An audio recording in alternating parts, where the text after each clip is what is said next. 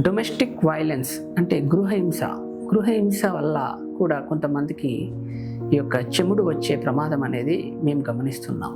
So భార్యాభర్తలు వాళ్ళ అన్యోన్య జీవితంలో ఒక్కోసారి చిన్న చిన్న తగాదాలు అవి ఏర్పడి భర్త ఒక్కోసారి క్షణిక ఆవేశంలో భార్య పైన ఎస్పెషల్లీ చెంప ఉన్న ప్రాంతంలో చేయి చేసుకోవడం వల్ల చెవు లోపల ఉండే కర్ణబేరి పొర డ్యామేజ్ అయిపోయి రంధ్రం పడి తద్వారా హియరింగ్ అనేది లాస్ అవుతూ ఉంటుంది.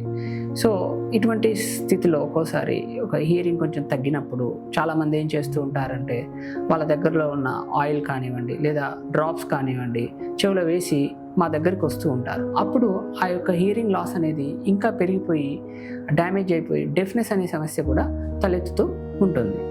సో ఈ విధంగా చెవి లోపల కర్ణబేరి పొర డ్యామేజ్ అవ్వడాన్ని ట్రామాటిక్ పర్ఫోరేషన్ అని అంటారు.